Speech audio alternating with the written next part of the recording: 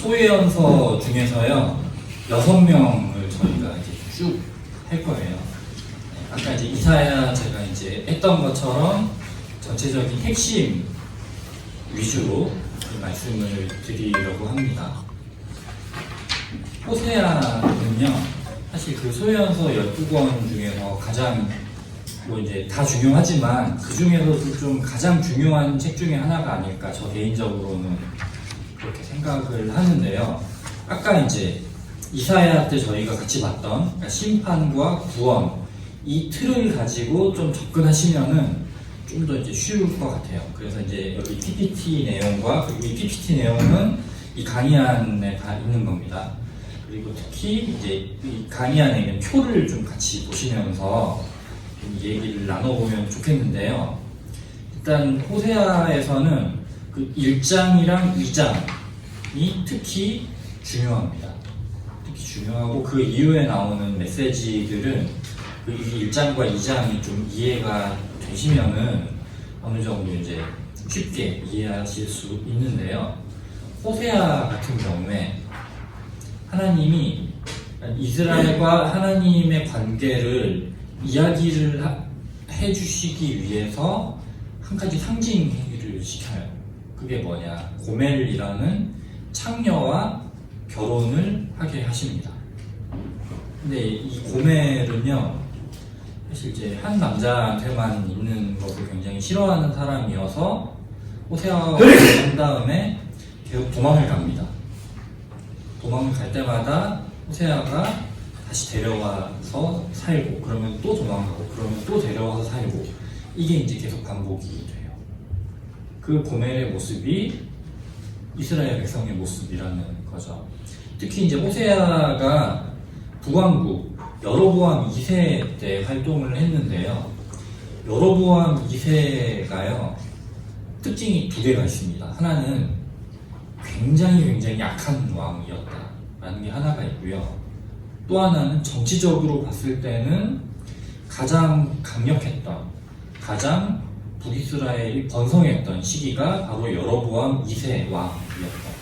그래서 그러니까 여로보암 2세 왕 때, 그러니까 다윗 솔로몬 시대 때 이스라엘이 그 중동 지방 전체를 제패했고, 뭐 지금의 뭐 레바논, 시리아에 이르는 지방까지 다 이렇게 아울렀거든요.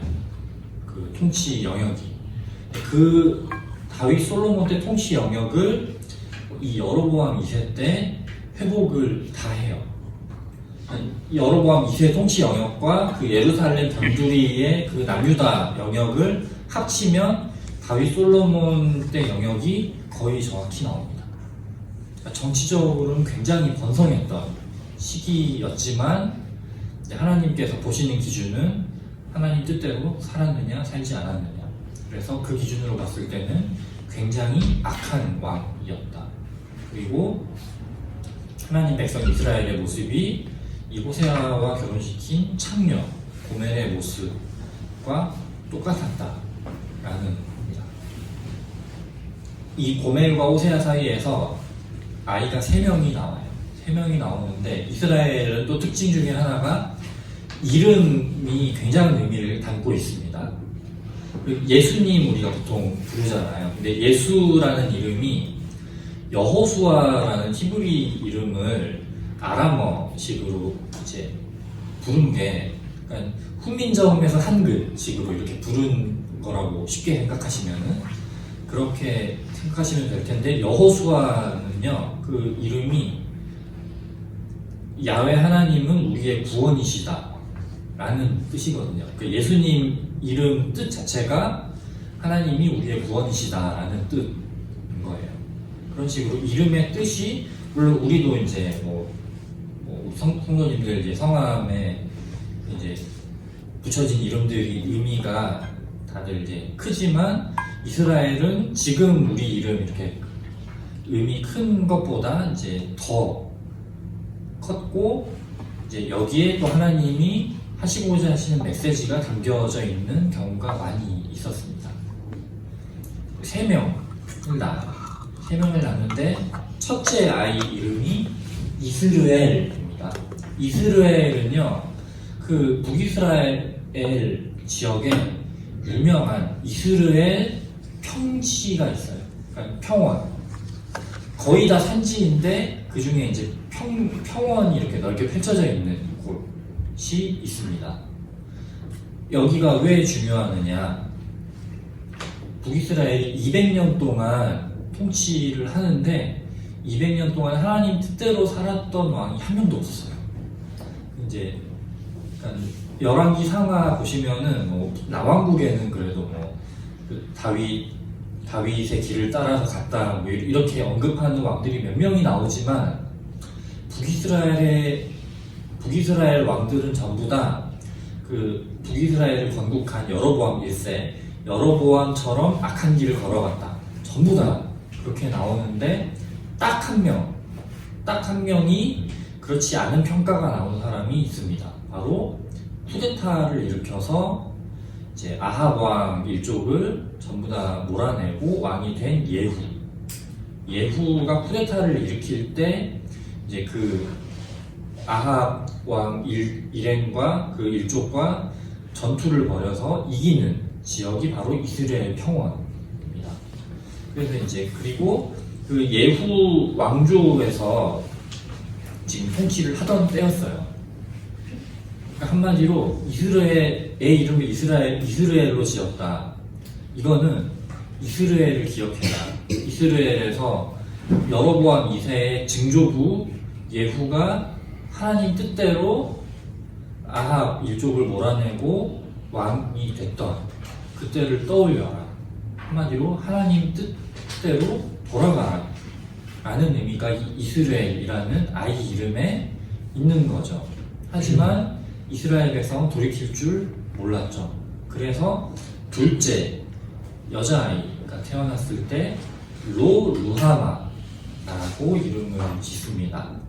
루하마는요, 로는요 영어로 하면 not이에요. 무엇이 아니다 부정할 때 쓰는 거. 루하마라고 하면요 긍휼 또는 긍휼이 여김을 받는 자라는 뜻이에요. 근데 여기에 로가 붙어서 긍휼이 여김을 못 받는 자라는 뜻입니다. 이제 얼마 전에 좀 유명했던 드라마, 종영했던 드라마 중에 동백꽃 핀무렵이라는 드라마가 있었잖아요. 근데 이제 거기 동백이라는 그 캐릭터가 보면 이 세상에서 나를 사랑해주는 사람은 아무도 없다 라고 이제 이야기하는 게 나오는데 그 뜻이 루하마예요. 긍휼히 여김을 받지 못하고 아무도 사랑해주지 않는 그런 사람. 하나님을 떠나서 자기 멋대로 사는 이스라엘의 모습이 바로 그런 모습이라는 거죠. 이렇게 메시지를 했음에도 불구하고 이스라엘이 돌아오지 않습니다. 그래서 셋째로 아들이 태어났을 때 로암미라고 짓습니다. 암미는요 내 백성이라는 뜻이에요. My people, 내 백성. 그런데 로가 붙어서 내 백성이 아니다. 이렇게 회개할 줄 모르는 이스라엘 너희는 이제 내 백성이 아니다. 이제 관계의 단절을 하나님이 선포를 하시는 거죠. 하지만 이스라엘이 그대로 하나님을 떠나 살고 그대로 이제 멸망하는 게 하나님의 뜻이 아니라는 겁니다. 하나님의 뜻이 아니기 때문에 하나님께서 2장에서 호세아 2장에서 결국에 이제 이름을 바꾸게 하세요. 이스라엘 너희들이 이전에는 루하마였는데 이제는 내가 너희를 루하마라고 부르겠다. 너희가 사랑받지 못하는 긍휼의 여김을 받지 못하는 사람이었지만 이제는 내가 너희를 사랑받는 자로 대하겠다. 너희가 이전에는 로암미 내 백성이 아니라고 내가 했지만 이제는 다시 너희를 암미 내 백성으로 삼겠다. 그러니까 내게로 돌아와라. 그리고 내가 너희를 그렇게 돌아오게 할 것이다 라는 하나님의 애타는 바램 그리고 미래에 대한 선포, 이것이 이 호세아에 담겨 있는 겁니다. 그래서 1, 2장의 그 이름을 통해서 하나님이 말씀하시는 심판과 구원의 메시지를 이해하시면 이후에 3장부터 쭉 나오는 그 주요 개념, 그리고 이 호세아 전체의 흐름에 대해서 여러분이 잘 아시게 될 겁니다. 그리고 특히 호세아에서 가장 중요한 게 이제 6장이에요. 6장 1절에 보시면 이제 이스라엘 백성들이 이렇게 얘기하는 장면이 나옵니다. 야훼 하나님께 돌아가자. 야훼 하나님께 돌아가자라는 구절이 나오고, 그게 1, 2, 3절 이렇게 나오는데, 그 뒤에 4, 5, 6절이 하나님이 말씀하시는 거다라고 이제 보통 그렇게 봅니다. 그게 말로만 하는 하나님께 돌아가자라는 선언이었다라고 이제 해석이 됩니다. 그러니까 이스라엘이 우리가 하나님께 이제 돌아가자라고 했지만 말로만 그렇게 하고 실제 삶은 정말 하나님께 돌아가지 못한 삶, 이렇게 그냥 자기 마음대로 자기 뜻대로, 하나님 뜻이 아니라 자기 뜻대로 그냥 살아가는 그 모습을 계속 보였다라는 것이죠. 그렇기 때문에 6장 6절에서 하나님이 말씀하시는 게, 나는 제사를 바라지 않는다. 내가 원하는 거는 인애, 헤세드, 그리고 하나님 나를 아는 것을 바란다 라는 그 유명한 6장 6절의 메시지가 나오는 거고요. 그래서 하나님께 돌아오는 게 결국 그 삶의 변화를 의미를 한다는 게 여기서도 드러나는 거죠. 이제 회개라는 게, 그러니까 헬라어로 하면 메타노이아라는 건데요. 메타라는 게 헬라어로 방향 전환이에요. 이쪽에서 이쪽으로 이렇게 방향을 트는 거죠. 그래서 하나님 제가 회개합니다 해서 끝나는 게 아니라, 회개했으면은 방향을 틀어서 삶의 방향을 지금까지 갔던 죄악된 방향에서 다른 방향으로 가야 된다라는 거죠. 실질적인 삶의 변화가 수반이 돼야 되고, 그것으로 말씀하시는 것이 바로 인애, 헤세드. 이것은 다른 사람, 하나님께서 우리를 긍휼하게 보듯이 우리도 다른 사람들을 긍휼하게 보고, 하나님이 우리에게 사랑을 주시는 것처럼 우리도 다른 사람들에게 사랑으로 주는 것, 이게 이제 헤세드예요. 이걸 이제 여러 가지 말로 이제 번역이 한국말로 되어 있지만, 호세아에서는 인애라는 말로 번역이 되어 있는 거고요. 그리고 하나님을 아는 것인데, 이 하나님을 아는 것은 히브리어로 야다라고 합니다. 이 야다라는 말은요, 예를 들어서 제가 문재인 대통령, 아니면 뭐 트럼프 대통령, 뭐 북한의 김정은, 이런 사람들을 제가 알아요. 알지만 그 사람들은 저를 알지 못합니다. 그리고 제가 아는 것도 막 개인적으로 막 안다거나 친하거나 이런 게 아니에요. 그냥 뭐 뉴스에 나오니까 이제 이런 사람들이 있고 이런 사람들이 이런 거를 한다 라고 아는 정도입니다. 근데 구약 성경에 나서 안다라고 할 때는요, 이런 아는 거랑 이제 다른 알미예요. 서로 인격적인 야. 이 야다라는 말의 어원은 부부간의 성관계거든요.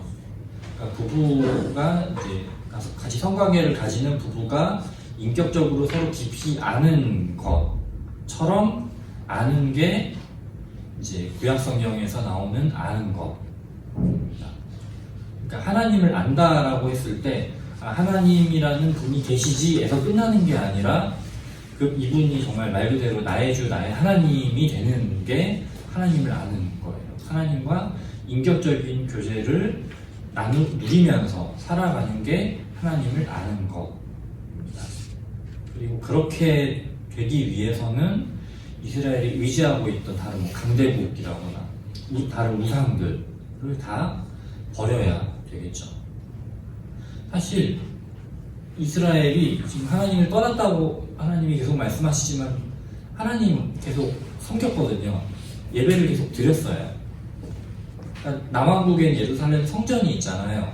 예루살렘 성전이 있었고 북이스라엘 같은 경우는 예루살렘 성전이 남왕국으로 넘어가니까 예배 장소가 이제 예루살렘 성전이었는데, 그래서 북쪽 제일 끝에 있는 단이라는 지방과 베델이라는 이제 그 한가운데에 있는 지역, 그리고 야곱이 하나님을 만난 곳이기 때문에 좀 이스라엘의 첫사랑 같은 지역이었어요. 그 단과 베델에 예배 장소를 만듭니다. 근데 거기서 하나님만 예배하는 게 아니라 뭐 금송아지도 같이 예배하고 뭐 다른 주변의 신들도 같이 예배하고, 특히 이제 가나안의 신, 뭐 바알, 아세라 이런 신들은 농사를 잘 짓게 해준다라고 해서 열심히 그 신들을 같이 섬겼어요. 하나님을 섬기는 거랑 같이. 근데 하나님은 그런 거 다 배제하고 하나님만 섬기는 것을 바라셨죠. 그래서 부부관계를 이 아는 것의 비유로 사용을 하신 겁니다. 부부가 서로 안다라고 했을 때 뭐 자기 배우자도 사랑하고 자기 배우자 아닌 사람도 사랑하고 이런 거는 있을 수가 없는 거잖아요. 오직 자신의 배우자만 사랑하듯이 하나님 아버지만 사랑하고 교제를 나누어라 라는 것이 바로 하나님을 아는 것이라는 개념에 함축되어 있는 의미라고 할 수가 있겠습니다. 네. 그리고 이제 그 예언자들 중에 북왕국에서 이제 말씀을 선포한 사람이 있고 남왕국에서 선포한 사람이 있었는데, 이제 이 개념들은 이제 제가 어느 정도 이제 좀 말씀을 드렸고, 그리고 이제 특히 논쟁하다라는 말이 이제 조금 나오는데, 호세아는 북왕국에서 사역했던 사람입니다. 북왕국은 예후 시기 빼고는 이제 하나님을 제대로 섬기지 않았고 이방 이쪽 섬기는 우상들을 섬기는데 쉰치해 있었죠. 그런 하나님이 논쟁하다라는 말은요 사실 법률 용어예요. 엄밀히 말하면 고발하다, 고소하다라는 의미를 가진 게 바로 이 논쟁하다라는 단어로 번역된 리브라는 단어입니다. 그래서 법정에서 그러니까 이제 뭐 이혼 소송 같은 거를 좀 생각하시면 될 것 같아요. 가정법원에서 이 사람이 바람펴서 이 가정 관계가 이렇게 된 것이다 라고 할 때 쓰는 단어가 이 논쟁하다 라는 단어인 거죠. 그래서 하나님이 고멜이 다른 남자에게 가듯이 바람 피우는 이스라엘을 고발을 하시고 그 이스라엘에게 공적으로 바라시는 건 하나님만을 아는 것이었다는 것. 그리고 이제 북왕국 이스라엘에 이제 주로 말씀을 선포를 하는데, 제가 아까 이제 여로보암 2세에 대해서 말씀을 드렸습니다. 그리고 이제 에브라임이라고 주로 이렇게 나와요. 에브라임이라고 주로 나오는데, 그러니까 에브라임 이꼴 북왕국 이스라엘이라고 거의 이렇게 보시면 되겠는데요. 예를 들면 평양이라고 했을 때, 그러니까 북한이라고 우리가 말을 하지 않아도 평양이라고 했을 때 북한이 딱 떠오르잖아요. 그런 것과 똑같이 생각하시면 되겠습니다. 그러니까 북왕국 이스라엘 10지파 중에서 이 10지파를 주도했던 지파가 에브라임 지파입니다. 에브라임 지파고 이제 실제로 여로보암, 북왕국을 세운 여로보암 뿐만 아니라 뭐 이제 여호수아도 에브라임 지파였고요, 사무엘도 에브라임 지파였고, 그래서 이제 이스라엘 그 12지파 중에서 좀 이제 그 요셉의 아들 지파, 므낫세 에브라임 지파 중에서 이제 가장 이스라엘 12지파 전체를 주도했던 지파가 이 에브라임 지파였습니다. 그러면은 구체적으로 들어갔을 때 그럼 이스라엘이 정말 뭘 잘못했던 것이냐? 물론 이제 우상 숭배도 있었어요. 그리고 또 하나는 지도층들이, 북왕국 이스라엘 같은 경우는요 예후 빼고 전부 다 하나님과는 멀리 살았다고 했어요. 그뿐만 아니라 굉장히 혼란스러운 시기였습니다. 강대국이었지만 그 안에서 200년 동안 쿠데타가 8번이 일어나요. 200년 동안. 그러면 그 나라가 얼마나 피바람 부는 200년이었을까요? 200년 동안 쿠데타가 8번.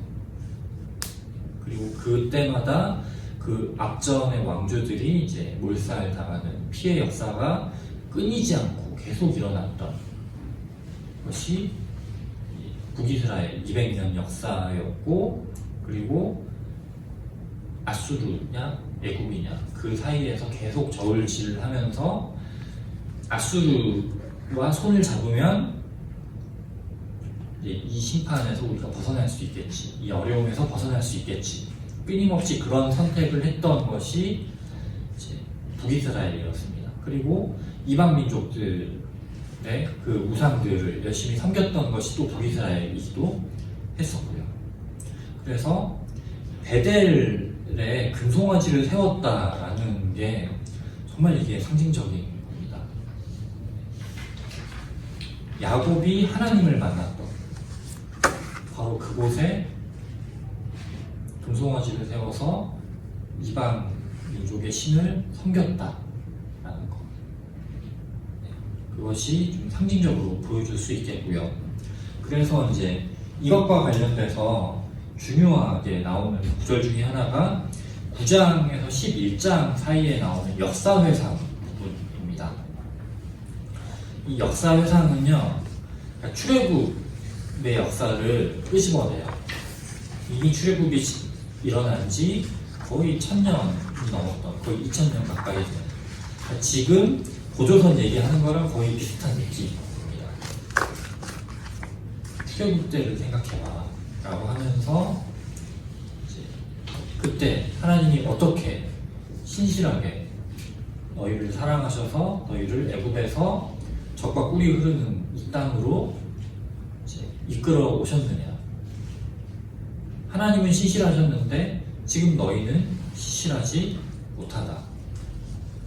그리고 나는, 하나님은 지금도 어떻게 하면 너희를 돌이켜서 구원받게 할 수 있을까 계속 고민하고 있다 라고 말씀하시는 것이 바로 이 역사회상에 나타나는 하나님의 모습이라고 볼 수가 있겠습니다. 그래서 호세아도요, 굉장히 섬뜩한 심판의 메시지들이 쭉 나와요. 쭉 나오는데 궁극적으로 이 심판의 메시지는 구원의 메시지로 끝이 납니다. 그래서 1장에서 그 아들, 딸들 이름 3명, 이스라엘, 루하마, 로암이 지으면서 정말 섬뜩한 심판의 메시지를 전하시지만 결국에 2장에서 구원의 메시지를 전하시듯이 이게 4장부터도 정말 말로 다 할 수 없는 엄청난 심판의 메시지들이 이제 선포가 되거든요. 하지만 그것이 결국에는 회개해라, 내가 너희를 구원하겠다 라는 메시지로 끝나는 것을 볼 수가 있습니다. 바로 북이스라엘이 멸망하기 직전, 그러니까 여로보암 2세 때 피크를 찍고요, 그 다음부터 급속하게 몇십 년 만에 멸망의 길을 걷는 시기거든요. 그 시기 멸망을 앞에 둔 상황에서 하나님이 계속 북이스라엘에게 말씀하신 것은 그 상황 속에서 내게로 돌아와라, 내게로 돌아오면 된다 라고 말씀하시는 것을 저희가 볼 수가 있습니다. 요엘서로 넘어가겠습니다. 요엘서는요, 이제 여기 요엘서에서 특히 좀 집중해서 보실 개념은요, 야훼의 날이라는 개념입니다. 이 야훼의 날이요, 그러니까 말 그대로 야훼 하나님께서 임하시는 날인데요, 이스라엘이 꿈꿔온 야훼의 날과 하나님이 실제로 생각하시는 야훼의 날은 서로 달랐어요. 이스라엘 백성들은 우리는 아무 잘못 없고 우린 잘났는데 저 이방 민족들, 저 지옥의 불쏘시개로 쓰여야 될 저 이방 민족들이 우리를 괴롭혀서 우리가 이런 어려움을 당하고 있는 것이다. 그래서 야훼의 날이 오면, 야훼께서 임하시면 그날은 심판의 날인데 이방 민족들을 심판하실 거다라는 거죠. 그래서 이방 민족들은 전부 다 지옥의 불쏘시개로 가고 하나님 백성인 우리 이스라엘은 구원받는다. 이스라엘에게는 구원, 이방 민족에게는 심판이 임하는 날이 야훼의 날이라고 생각을 했는데 하나님은 다르게 말씀하시는 거죠. 그 심판이 임하는 것은 바로 너희 이스라엘에게 심판이 임하는 거다. 야훼의 날이 되면 너희 이스라엘 백성들에게 하나님의 심판이 임할 거다 라는 겁니다. 앞에서도 계속 나왔던 거죠. 하나님을 온전히 섬기지 못하고 다른 이방 민족들을 섬기고 다른 이방 민족들의 우상을 섬기고 다른 이방 민족들에게 의지하고 그리고 공의와 정의, 하나님을 제대로 사랑하지도 않고 이웃들을 제대로 사랑하지도 않는 그런 이스라엘 백성 너희에게 심판이 임할 것이다. 바로 그 심판의 날이 야훼의 날이다 라는 겁니다. 그래서 이 요에서에서 야훼의 날을 이렇게 선포를 하는데 이게 이제 이스라엘 백성들이 자기들이 알고 있던 개념과는 굉장히 충돌이 일어나는 거죠. 왜 이 야훼의 날에 우리를 심판한다고 하시는 거지? 깨달아라. 너희가 지금 하나님 뜻대로 살고 있지 못한 거다. 이런 것이 계속 선포되는 게 이 야훼의 날에 대한 선포고요. 이 야훼의 날을 요엘뿐만 아니라 뒤에 아모스, 오바댜 이런 데서도 계속 나옵니다. 이 똑같은 의미로. 그래서 이제 이것을 좀 가지고 가시면 좋겠고, 그래서 메뚜기 재난이 나와요. 메뚜기 재난이 나오는데 메뚜기가 4가지 종류가 나옵니다. 그래서 이제 첫 번째 메뚜기가 곡식을 한번 쭉 엉망으로 만들고 가요. 그러면은 좀 쑥대밭이 됐겠죠, 논밭이. 하지만 남아있는 곡식들이 있습니다. 그 곡식들을 두 번째 메뚜기 부대가 와서 전부 다 휩쓸어가요. 그러면 이제 더 논밭이 황폐화 되어 있을 거고, 그 가운데 세 번째 메뚜기 부대, 네 번째 메뚜기가 와서 이 논밭을 전부 다 초토화를 시킵니다. 그 결과 논밭에 남는 것이 없겠죠. 그 초토화된 먹을 것이 남아있지 않은 그 논밭이 이 야훼의 날이 임한 이후에 이스라엘의 모습을 상징적으로 보여준다고 보실 수가 있겠습니다. 지금 그렇게 되고 있고 앞으로도 그렇게 될 것이다. 그래서 요에서는요, 사실 우리가 그 마지막 날에 그 찬양에서 하나님 영이 임하면 노인들은 어떻게 하고 청년들은 예언하고 이제 그 구절만 알고 있는데, 사실 그런 찬양으로 만들기 굉장히 힘든 그 구절들이 그 제단에 대한 선포가 이 요에서 그 앞부분 1, 2장에 힘도 있게 포진이 되어 있어요. 하지만 앞에서도 계속 나왔던 것처럼 하나님께서는 심판으로 이 모든 상황을 끝내고 싶어 하지 않으십니다. 그래서 2장 18절에 하나님이 본인이 이 백성들을 사랑하는 마음이 너무 커서 이 백성들을 구원시키고 싶으신 마음이 너무 크다는 것을 2장 18절에서 표현을 하십니다. 그래서 이게 전환점이 되는 거예요. 그 하나님의 넘치는 사랑 때문에 멸망받아야 될 백성들을 내가 구원하겠다. 그래서 마지막 날에 내가 나의 영을 이제 부어줄 것이고 그러면 나의 백성들이 이렇게 나아갈 것이다 라는 것을 이제 말씀해주는 것이 이제 우리가 마지막 날에라는 찬양으로 이제 많이 부르는 그것인 거죠.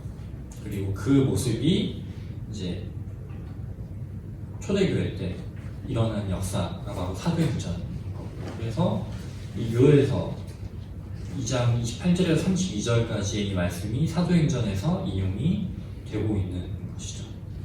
그 하나님의 궁극적인 비전이 미리 앞당겨서 초대교회 때 일어났던 것을 상징적으로 보여주는 겁니다. 네. 아모스서로 넘어가겠습니다.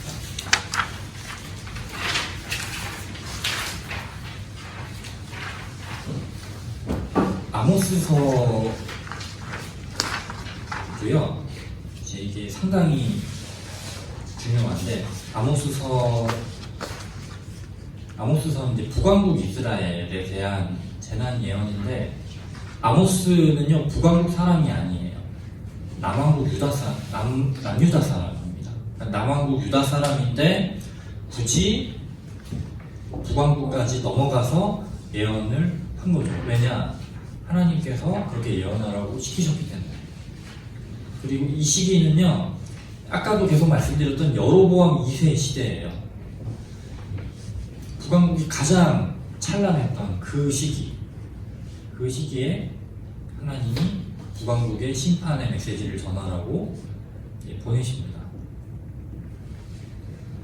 상상이 안 가요. 그렇죠? 북왕국이 이렇게 찬란한 문명을 자랑하고 있는데 멸망한다니. 그게 이제 상상이 안 된 그 상황. 아모스도 아마 알고 갔을 겁니다. 내가 이런 메시지를 전하러 북왕국으로 넘어갔을 때 사람들은 상상조차 하지 못할 거고 당연히 엄청난 박해가 자신을 기다리고 있을 거다라는 것을 알고 갔을 겁니다. 일단 아모스는요, 처음에 1장 3절에서 2장 16절까지, 그러니까 1, 2장에서 민족들에 대한 재난 예언이 나와요. 이스라엘 백성들이 딱 좋아할 만한 그런 예언. 이스라엘을 괴롭히는 이방 민족들에 대한 심판 예언. 그래서 보시면요, 뭐 아람, 블레셋, 두로 뭐 이렇게 쭉 나오는데요.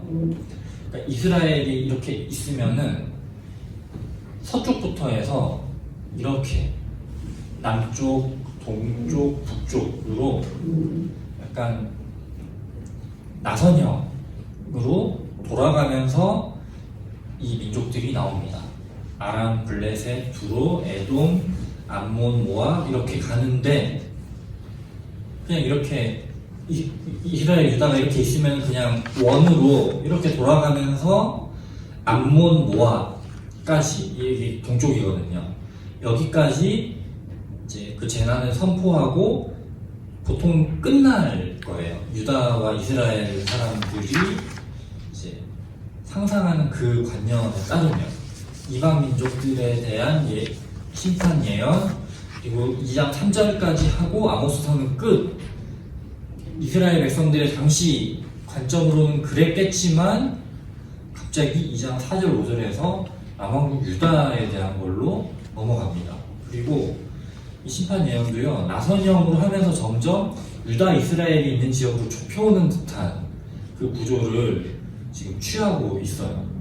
그래서 남왕국 유다 짧게 하고, 보시면 남왕국 유다는 2장 4절 5절 2절로 끝나죠. 근데 북왕국 이스라엘에 대한 심판 예언은 지금 6절부터 16절까지 장장 11절에 걸쳐서 북왕국에 대한 심판의 메시지를 전하고 있습니다.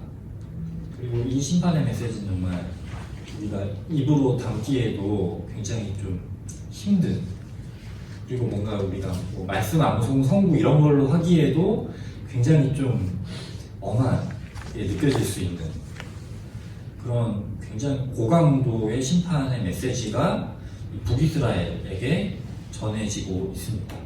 그리고 이 북이스라엘에 대한 심판의 메시지가 궁극적으로 타겟으로 삼고 있는 사람들은요, 이 3장 1절부터를 보시면은 북이스라엘의 지도자들에 대한 심판의 메시지예요. 하나님 말씀을 맡은 예언자들이 하나님의 말씀을 제대로 전하지 않는 것, 그리고 제사장들이 하나님을 제대로 섬기지 않는 것, 왕들이 하나님 뜻대로 통치하지 않는 것, 이렇게 정치 지도자들에 대해서 이제 심판의 메시지를 전달하는 것이 핵심이라고 보실 수가 있겠습니다.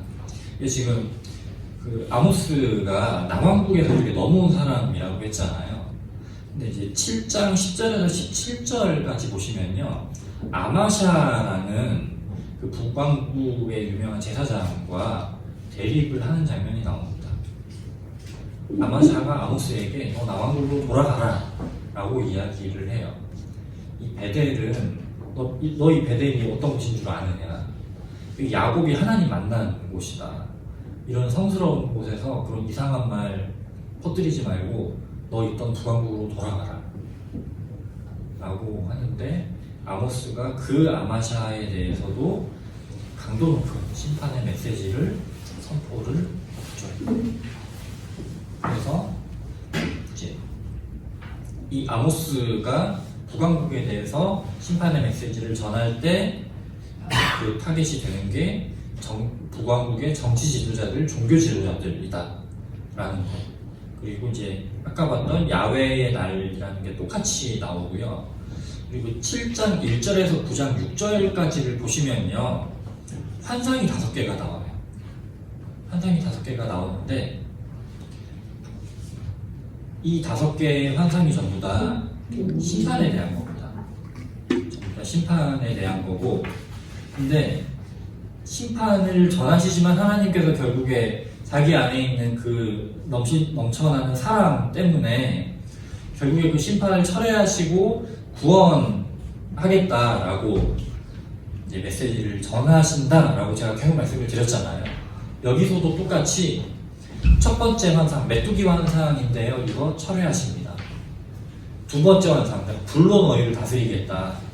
이것도 결국에 그 하나님의 넘치는 그 사랑 때문에 철회를 하세요. 근데 이제 세 번째 환상 때부터 분위기가 좀 달라집니다.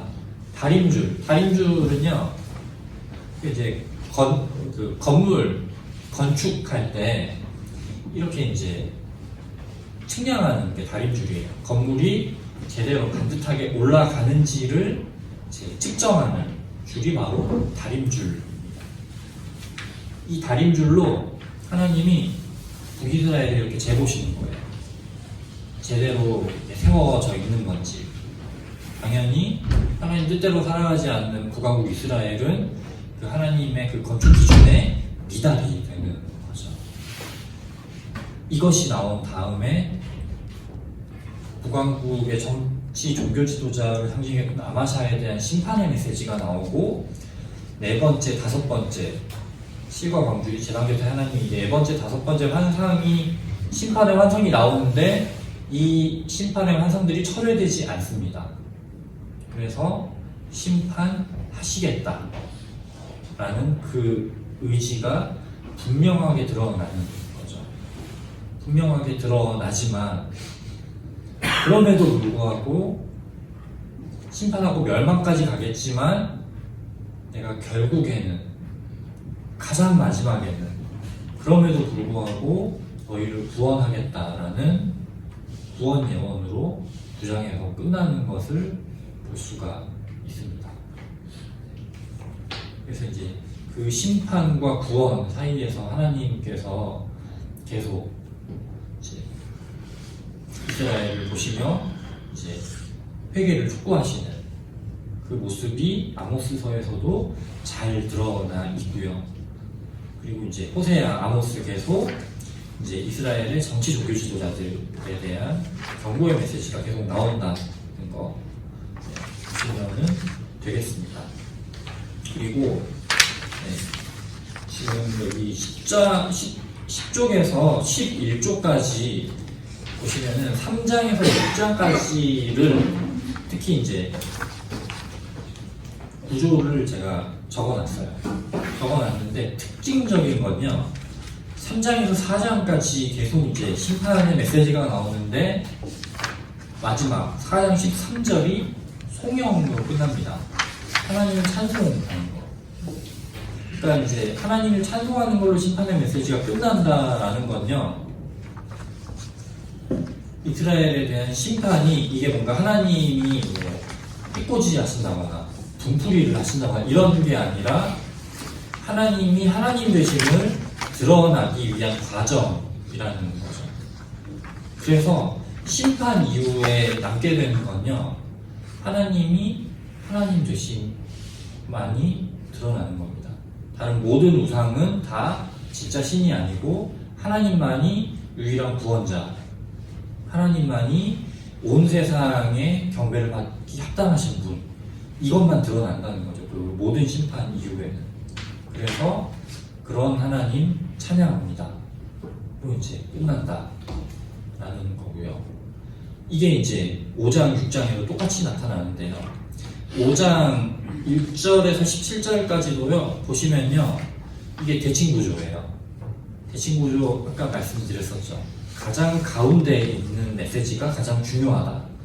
뭐가 가장 가운데에 있느냐? 5장 8절에서 9절까지 송영이 가장 가운데 구절에 있는 것을 보실 수가 있습니다. 그리고 이제 5장 18절에서 6장 13, 14절까지는 이렇게 이게 이제 서로 또 대칭 구조로 되어 있는 것을 보실 수가 있고요. 그래서 이제 아모스서에서 중요한 것은 이스라엘의 죄인데 특히 정치 종교 지도자들의 죄, 특히 정의와 공의를 제대로 실현하지 않는 그 정의와 공의를 제대로 실현하는 것, 고아와 과부와 나그네들을 잘 대해주는 것이 하나님의 뜻인데 그렇게 하지 않는다는 것. 그래서 이제 성문, 성소, 왕궁에 대한 심판들이 나오는데 왜 하필이면 성문과 성소와 왕궁이냐? 성문 앞에서 보통 이제 온 회중들을 모아놓고 재판이 이루어지죠.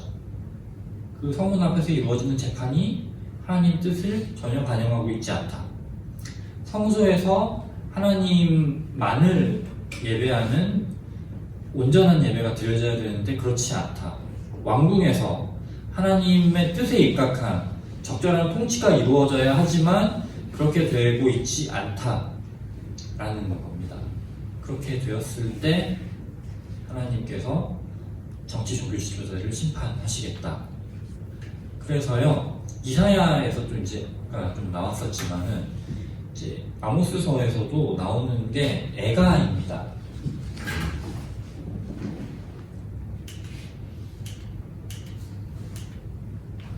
애가인데요. 화 있을진저라고 개혁성경에는 그렇게 돼 있어요. 근데 이게 이제 히브리어로 호이라고 해서요. 이거는요, 상갓집에서 부르는 겁니다. 그러니까 상갓집에 장례식에 가서 아이고 아이고 하는 게 호이예요. 정확하게 번역을 하면 슬프다라는 겁니다. 이스라엘이 아직 멸망하지 않았어요. 오히려 가장 번영했던 때였습니다. 그런데 이 이스라엘이 죽었다라고 미래에 일어날 일을 이제 지금 이미 일어난 것처럼 아예 상정을 해놓고 이제 북이스라엘의 장례식에서 애가를 부르고 있는 거죠. 이것은 무엇을 의미하느냐? 하나님이 이 악한 북이스라엘을 반드시 멸망시키신다라는 것을 강조해서 보여주는 것이 바로 이 애가 호이라는 겁니다. 그래서 북이스라엘은 심판을 피할 수 없다. 실제로 여로보암 2세가 죽은 직후에 그 심판이 실제로 실현되는 것을 볼 수가 있습니다. 네. 그리고 이제 이 에돔에 대한 심판이 나오는데요. 에돔은 이 바로 뒤에 나오는 오바댜서에서 대해서 제가 말씀을 드리겠습니다. 오바댜는요 굉장히 짧아요. 1장밖에 없습니다. 1장밖에 없는데 이제 에돔에 대한 심판이 나와서 또 중요한 성경 중에 하나입니다. 에돔은요 에서의 후손들이에요. 에서의 후손들이고, 그러니까 이제 야곱과 에서가 창세기 마지막에는 화해를 하면서 끝나잖아요. 그래서 이제 형제 국가예요. 형제 국가인데 이 에돔이, 그러니까 이스라엘이 이제 다윗 솔로몬 때 왕국을 형성했을 때 약간 그 이스라엘의 위성 국가처럼 포지션이 그렇게 정해집니다. 지금으로 따지면 요르단 지방에 있었어요. 그 요르단에 이제 나중에 가보실 일이 있으시면 페트라 요새가 있는데요. 지금도 이제 관광지로 유명하지만 올라가는데 굉장히 험난합니다. 험난한 요새예요. 그 페트라 요새 같은 그 험난한 산악 지형에 이제 에돔이 살고 있었습니다. 살고 있어서 정말 난공불락의 성에 살면서 아무도 우리를 멸망시킬 수 없다. 아무도 우리가 있는 이 성을 함락시킬 수 없다라고 이제 굳건히 믿으면서 자만하고 교만했던 게 에돔이었습니다. 그리고 에돔 하면 또 하나는요, 남왕국 유다가 멸망을 나중에 할 때, 북왕국 남왕국이 멸망을 할 때 그 멸망시키는 나라들 편에 서서 그 남왕국 북왕국 멸망에 동참을 해요. 그리고 이제 시편에 보면 에돔이 그러니까 북왕국 남왕국 멸망 때 이렇게 얘기했다라는 게 구절이 나옵니다. 헐어버려라 헐어버려라. 에돔이 이제 그 아수르 바벨론 옆에 서서 헐어버려라 헐어버려라. 자기 형제 국가였던 이스라엘을 가리켜서 그렇게 말을 했다는 거죠. 그래서 에돔 하면 이제 두 가지가 그래서 크게 나오는데, 하나는 교만, 아무도 우리를 멸망시킬 수 없다. 또 하나는 같은 형제 국가였던 이스라엘을 저버린 그것이 에돔이었던 거죠. 그 에돔을 하나님께서 심판하시겠다라는 거. 그러니까 이스라엘의 구원의 다른 한 면이 에돔에 대한 심판이 되는 거예요. 그래서 이제 에돔에 대한 심판이 특히 이제 오바댜서에서 다른 예언서들에서도 조금씩 나타나지만 이제 굉장히 중요하게 나타나는 겁니다. 그래서 이제 야훼의 날이 라는 개념이 여기서 나오는데, 여기서는 이 에돔의 날은 하나님께서 이 야훼의 날은 에돔을 심판하시는 날이 바로 이 야훼의 날인 거죠. 그래서 이제 이방 민족들에 대한 심판. 근데 이것과 대비되는 성경책이 하나 있습니다. 이방 민족들에 대한 하나님의 심판만이 오바댜서는 정말 드러나요. 뭐 내가 회복시키겠다 이런 거는요 나타나지 않습니다. 여기서 회복시키겠다, 내가 야곱을 회복시키겠다 이거 하나 나와요. 야곱 이꼴 이스라엘인 거죠. 야곱 이스라엘을 회복시키겠지만 에돔은 내가 멸망시켜버리겠다. 그만큼 이제 하나님 뜻대로 살지도 않고 교만하면서 같은 형제 국가를 저버린 에돔에 대해서 정말 철저한 심판의 메시지를 전하시는데, 제가 계속 말씀드렸었잖아요. 이방 민족들을 멸망으로 끝내는 게 하나님의 궁극적인 뜻이 아니다. 그래서 그럼에도 불구하고 이방 민족들까지도 하나님은 구원하고 싶어 하신다라는 말이 그 하나님의 뜻이 드러나는 성경책이 바로 뒤에 나오는 요나서입니다. 요나서는 사실 뭐 영화부 유치부 때부터 그런 물고기 뱃속에 들어갔다 오는 뭐 이제 박넝쿨 네, 요나가 이렇게 있었다가 강덩굴이 시들어버리니까 또 이제 불평하는데 이제 그 강덩굴 사건을 통해서 하나님이 이방 민족까지도 얼마나 사랑하시는지를 보여주시잖아요. 네. 그래서 이제 에돔에 대한 심판만을 말씀하신 오바댜서와 이 요나서가 굉장히 대조를 이루고 있습니다. 그리고 요나서는요, 여러 가지로 이 12소현서 중에서 가장 좀 독특한 이제 성경책이에요. 일단은 이제 하나는 이방 민족들에 대한 심판이 아니라 구원만을 말씀하신다라는 거는 일단 말씀을 드렸고요. 또 하나는요, 여기서 이제 예언자로 요나가 나오는데 사실 뭐 이사야나 예레미야나 아니면 아모스나 이런 다른 예언자들과 비교했을 때 요나는요 좀 제일 예언자 같지 않은 사람이에요. 오히려 요나보다 니느웨 사람들이 더 신실해 보입니다. 참고로 니느웨는요 이제 수도인데요, 지금까지 계속 나왔던 그 아수르의 수도가 니느웨예요. 그 아수르는 정말 전쟁을 하면서도 사람을 잔인하게 죽이기로 참 유명한 민족이었고, 사실 아수르에게는 심판의 메시지가 올릴 것 같다라는 그 정도로 잔인하고 포악하기만 했던 그 민족이 아수르였는데 회개를 합니다. 그 아수르가. 그리고 이제 일단 1장에서 하나님이 요나에게 심판의 메시지를 전하라고 했는데 요나가 하나님 성품을 알잖아요. 심판 전하게 하시지만 결국에 이제 구원을 향한다는 거. 그래서 이스라엘 그렇게 괴롭혔던 니느웨, 아수르에게 그 메시지를 전하고 싶지 않은 거예요. 혹시나 심판의 메시지 전했다가 쟤네들이 회개하고 구원의 메시지로 바뀔까봐. 그래서 도망을 가는 거죠. 당시 땅끝이라고 알려져 있던 다시스는 스페인에 있는 항구입니다. 그러니까 당시 사람들이 생각했을 때 가장 땅끝인 거예요.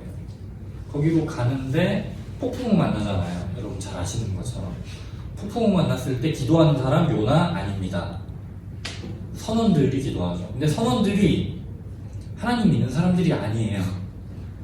근데 이 사람들이 오히려 하나님이 참 하나님이심을 알고, 야훼 하나님이 이분만이 참 하나님이심을 알고 기도하고, 오히려 그걸 알고 있었던 예언자 요나는 기도 안 하고 그냥 자고 있죠. 그리고 니느웨에 갔을 때 요나는 정말 어떻게 보면 대충 말씀을 선포를 하는데 오히려 니느웨 왕을 비롯해서 니느웨 백성들이 요나보다 더 신실한 모습을 보이죠. 그리고 그 모습을 보시고 이방 민족들이라도 그렇게 했을 때 하나님이 구원하신다라는 것을 보여주는 것이 바로 이 요나서라고 할 수가 있고요. 그래서 그 초반에 이제 이사야서 그 말씀을 고쳤던 그 사본 필사자들처럼 막 그 사람들이 가장 받아들이기 힘든 책 중에 하나가 이 요나서가 아니었을까 생각을 하게 됩니다. 그래서 그 이방 사람들과 요나가 이렇게 서로 대조되는 모습을 보실 수가 있고요. 그래서 이방 민족이라도 회개하면 하나님이 구원하신다 라는 것을 보여주시고, 그리고 지금 이사야부터 지금까지 봤던 예언서들은 전부 다 예언자들이 했던 말들의 쉽게 얘기하면 모음집이에요. 당시 예언자들 본인들이 이제 기록했을 수도 있고, 본인들이 예언했던 말을, 아니면은 뭐 이사야나 예레미야 같은 경우에는 특히 전용 서기관이 있었어요. 전용 서기관이 있어서 예레미야가 어떤 예언의 말씀을 하면 그 서기관이 이렇게 그것을 받아 적는 거죠. 받아 적어서 문서로 기록을 해서 지금 우리가 보고 있는 것이 바로 그 예레미야서인 거고, 보통은 그런 예언자들의 말, 예언 모음집의 형태를 띠고 있는데 요나서만 예언자 본인에 대한 이야기로 담겨져 있죠. 요나서에서 예언의 말씀 딱 한마디 나옵니다. 40일 이후에 니느웨가 멸망하리라. 이거 딱 한마디 나옵니다. 그것마저도 하나님이 심판을 철회하심으로써 이루어지지 않죠. 이루어지지 않습니다. 그래서 이제 그 요나의 행적을 통해서, 그리고 요나의 행적과 비교되는 이방 사람들의 모습을 통해서 이방 사람들이라도 회개하면 하나님이 구원하신다. 이스라엘 백성들과 똑같이. 그리고 이제 신약 성경에서 예수님께서 인용하시고 이런 것들을 좀 같이 보시면은 되겠고요. 네. 그리고 오늘 다룰 마지막 책입니다. 미가서. 미가서인데요. 이 미가서 역시 재난과 구원이 번갈아 가면서 나오는데요. 특히 이제 남유다에서 이제 미가는 활동을 하면서 지금까지 말씀드렸던 이 모든 주제들이 전부 다 이사야에서도 뭐 나오지만 소예언서 12권을 봤을 때 그러니까 하나님 사랑과 이웃 사랑, 그러니까 구원과 정의와 공의, 하나님께로 돌아가는 것과 그런 사회 정의가 절묘하게 조합되는 그 책이 바로 미가서입니다.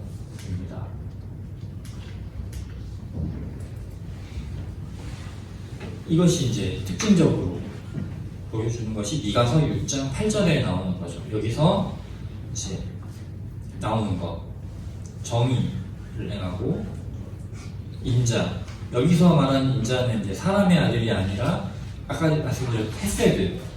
하나님께서 우리를 긍휼히 여기시는 것처럼 나도 다른 이웃들을 긍휼히 여기고 사랑하는 것을 이제 인자라고 하고, 하나님과 함께 행하는 것, 하나님 뜻대로 살아가는 것. 그러니까 여기에는 말 그대로 그런 사랑도 포함이 되는 거고, 정의와 공의도 이제 포함이 되는 거죠. 그리고 전체적인 구조는 계속 우리가 봤던 것처럼 재난과 그 재난 이후에 구원으로 마무리 짓는, 재난과 구원의 이제 교차가 계속 일어나고 있고요. 그래서 이제 정의, 인자, 하나님과 함께 행하는 것, 지금까지 말씀드렸던 이 모든 주제가 절묘하게 조합이 되고 있는 것이 이제 미가서라고 할 수가 있겠습니다. 네. 일단은 제가 오늘 준비한 내용은 이제 여기까지인데요. 지금 굉장히 방대한 내용을 다뤘어요. 되게 방대한 내용을 다루었기 때문에 좀 여러분과 같이 좀 궁금하신 점에 대해서 이야기 나눌 수 있는 부분이 좀 많지 않을까 해서 좀 질의응답 시간을 좀 많이 가지려고 약간 생각을 냈습니다. 그래서 좀 궁금하신 것들, 그리고 좀 같이 얘기 나눴으면 하는 부분들 있으시면 말씀해 주시면 좀 같이 나눴으면 좋겠습니다.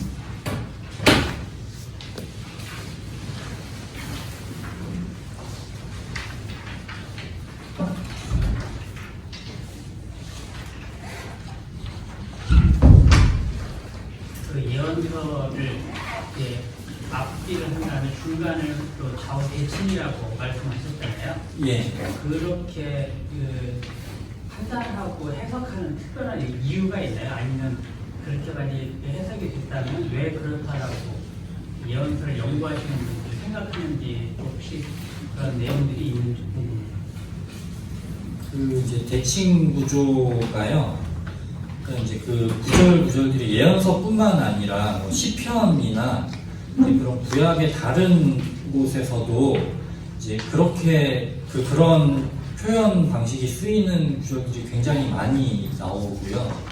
그래서 이게 당시 그 히브리 사람들이 즐겨 쓰던 그런 그 문학의 형태가 아닌가. 그래서 이제 연구를 해봤더니 이제 그게 그런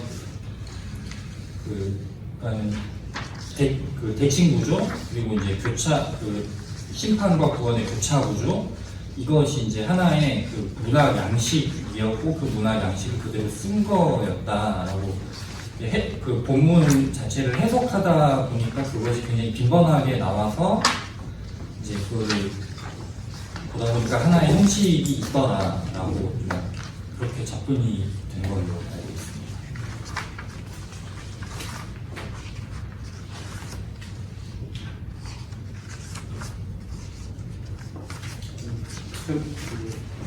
대륙대표라고 김유아 박사님도 지금 사대기 표기에 강의 학식을 알고 계시죠? 아, 네. 제가 이거 성전신학 네. 좀 많이 언급한다 하셨는데 개인적으로 어떻게 생각하시는지. 네, 성전 신학 그 일단 좀 모르시는 분들도 계실 것 같으니까 간단하게 좀 말씀해 주실 수 있나요? 네. 그러니까 이제 그 성전 신학이 요즘 이렇게 좀 많이 대두가 되고 있다는 얘기는 사실 저도 들었었는데 그 이제 구체적인 내용에 대해서는 일단은 저도 좀 자세하게까지는 잘은 이제 모르는데요. 근데 이제 궁극적으로는 그러니까 이제 하나님을 예배하는데 그 하나님을 예배하는데 이제 좀 본질로 돌아가는 것에 대한 얘기였던 걸로 이제 좀 어렴풋이 좀 기억이 납니다. 일단 저도 이제 조금 살펴봐야 될 것 같은데요. 조금 살펴본 다음에 다음 주에 좀 말씀을 드리도록 할게요.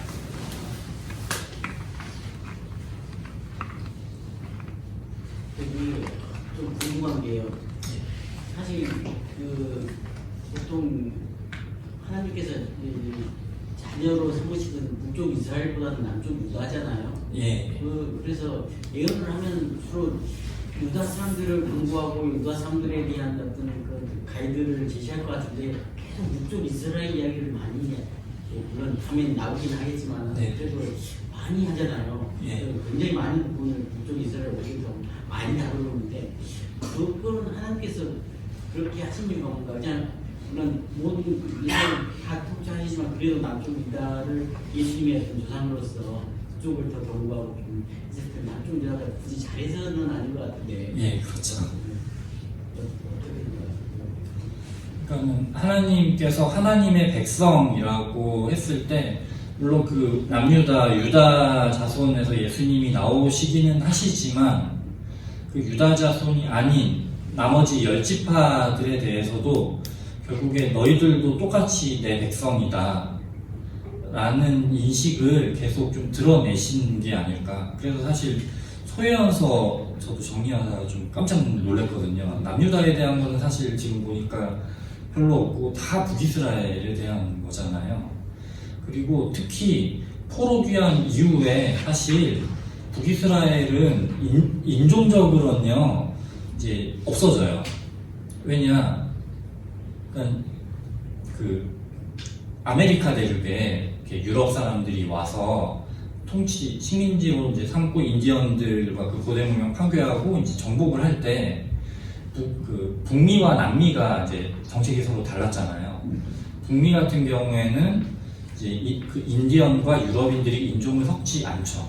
인종을 섞지 않고 인디언들을 계속 이렇게 그 개토화시키고 그 특정 지역으로 몰아가는 그런 정책을 썼다면 남미에서는 인종을 섞어버리잖아요. 그 뭐 마야 그 문명이라거나 그쪽 사람들과 그 유럽인들이 인종을 섞어서 혼혈인들이 나오게 하고 그래서 이제 이 사람들은 마야의 후손이기도 하면서 그 정복자인 유럽인들의 후손이기도 되어버리는, 그렇게 됐을 때 그런 저항 의식 같은 게 더 약화가 되잖아요. 근데 이제 북이스라엘이 멸망됐을 때, 그러니까 북이스라엘 남유다가 멸망됐을 때 아수르랑 바벨론이 썼던 정책이 이거랑 똑같습니다. 그러니까 북이스라엘은 아수르랑 인종이 섞여요. 일부러 그렇게 해서. 그리고 일단 북이스라엘 원주민들을 전부 다 다른 지역으로 다 흩어버리고 그 사람들은 끝내 돌아오지 못합니다. 그래서 이제 포로 귀환 됐을 때 북이스라엘 지역에 살고 있었던 사람들은 전부 다 이방 민족들 뿐이었어요. 남유다 같은 경우에는 그런 인종적으로 섞는 하지 않고 통째로 바벨론으로 끌려갔다가 온전히 혈통의 순수성을 지킨 채 돌아오죠. 그래서 포로 귀환 이후에는 이제 남유다에서는 그래서 우리만 진정한 이스라엘이고 우리만 진정한 하나님 백성이다라고 합니다. 그리고 이제 북이스라엘의 그 인종이 섞인 그 후손들한테는 너희는 잡종, 너희는 더 이상 하나님 백성이 아니야. 그래서 예수님 시대 때는 그 땅으로 지나가려고도 하지 않잖아요. 그래서 예루살렘에서 북쪽 갈릴리로 갈 때 그냥 사마리아나 이런 북이스라엘 영토 거쳐가면 그냥 직선으로 가는 건데 굳이 지금의 요르단 지역으로 돌아서 가잖아요. 이제 그 정도로 이제 북이스라엘에 대해서 너희 더 이상 하나님 백성이 아니야 라고 되지만, 그런 상황에서도 하나님이 특히 역대기에서 강조하시는 것이 온 이스라엘입니다. 온 이스라엘. 이미 인종적으로는 남유다만 남아있다는 걸 하나님이 아심에도 불구하고 역대기에서 강조하게 하시는 것이 온 이스라엘. 어떻게 보면 좀 상징적이라고 볼 수도 있겠죠. 하지만 특히 인종적으로 남아있었을 이때는 더더욱 하나님께서 북이스라엘 너네가 지금 통째로 우상에 찌들어 있고 너희 탐욕에 의해서만 살아가고 있지만 너희는 여전히 내 백성이다. 너희 역시 너희에게서 그 예수 구원자의 핏줄이 나오는 건 아니지만 그럼에도 불구하고 너희는 여전히 내 백성이다 라는 메시지가 여기에 담겨 있는 건 아닌가, 그렇게 보면 되지 않을까 합니다.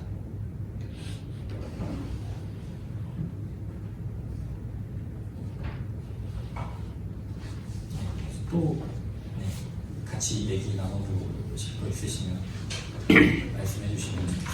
그래서 더 소망이 있는 거 아닌가 싶습니다. 나를 향한 하나님의 사랑이라고 저는 그렇게 생각이 되거든요. 만약에 그 당시에 그 유다 백성만 국한된 사랑을 보이셨다면 우리에게는 기회가 없었는데 구약에 이미 하나님의 그 편만한 사랑을 감추지 아니하시고 이렇게 보여주셨다는 것이 복음이 아닌가 그렇게 생각이 됩니다.